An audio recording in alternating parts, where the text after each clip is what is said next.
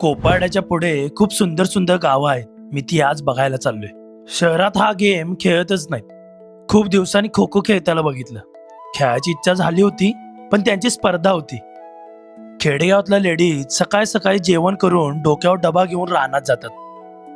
लहानपणी मामाच्या गावाला गेलो की म्हाताऱ्या माणसाच्या हातात ही पिशवी नक्की असते, आणि आज ती खूप दिवसांनी दिसली. या पिशवीत सगळं साहित्य असतं. सुपारी, पान, चुना आणि भरपूर कप्पे सुद्धा असतात त्यात. खटागळे गावात पोहोचलो. देवीचं दर्शन घेतलं. बाहेर गावची सुद्धा खूप जण येतात दर्शनाला.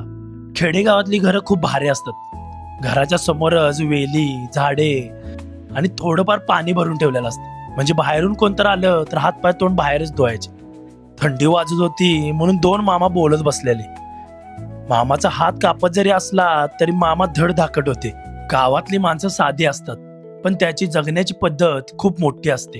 इथल्या शेतात जे पिकतं तेच त्यांच्या ताटात येतं. ना पॅकेट, ना प्रोसेस्ड फूड, सगळे नैसर्गिक. म्हणूनच त्यांच्या तब्येतीत ताकद असते आणि चेहऱ्यावर समाधान. शहरात आता सगळं भेसळ झाले. खरं असं काही मेहनत कठीणच झाले, पण गावात अजूनही मातीचा वास आहे आणि जेवणात खरी चव आहे. रॉ असलं तरी तेच बेस्ट आहे, कारण ते निसर्गाच्या जवळ आहे. मी अजून खूप गाव फिरणार आहे. फॉलो केलं नसेल तर नक्की करा आणि तुमच्या गावचं नाव कमेंटमध्ये नक्की लिहा. कदाचित पुढचा प्रवास तुमच्या गावात असेल.